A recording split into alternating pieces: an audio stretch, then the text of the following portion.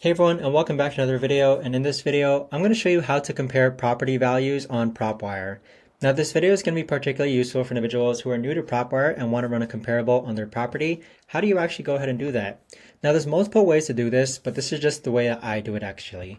Now, once you log into Propwire, we're just going to enter a dummy zip code right over here, so 97217, and then we're going to select Oregon. So once you select these address, city, county, or state, you're going to be seeing a list of properties listed over here.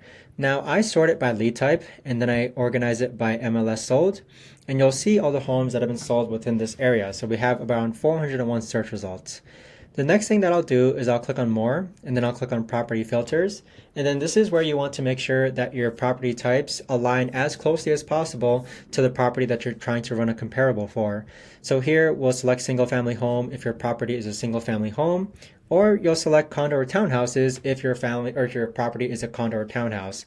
But for our example, we'll select single family home. We'll do 3+ bedrooms and 2+ bathrooms.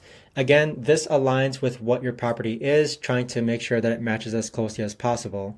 Now for the building size lot, I usually set this to like plus or minus 300 square feet. So if our home is a 2,000 square foot home, I'll set the max to 2,300 square feet. Some people like to filter by lot size or year built. Now this normally depends on your area. If within your area, there's a lot of different homes built in different years and sorts. Like let's say you have a home built in 2023, but then there's also a home down the street that was built in the 1950s. You might want to use the year built filter. For the lot size, I normally don't filter it by lot size, but if I had to, I would go around like plus or minus 3,000. Afterwards, you're just going to click on save and close, and then we'll see these 400 search results narrow down to 41 search results.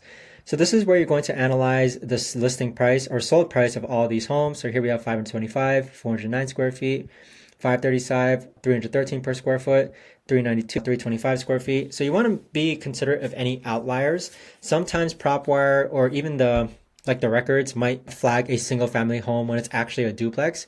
So important things to consider though, in order to kind of combat this or verify, I normally just get the address and Google Maps it. But that right there, guys, is the best and easiest way that I know of to actually go ahead and run a comparable on Propwire. If you guys know of a better or easier way to actually do this, let me know in the comments down below. I would love to know. Thanks so much for watching everyone, and I'll see you guys all in the next video.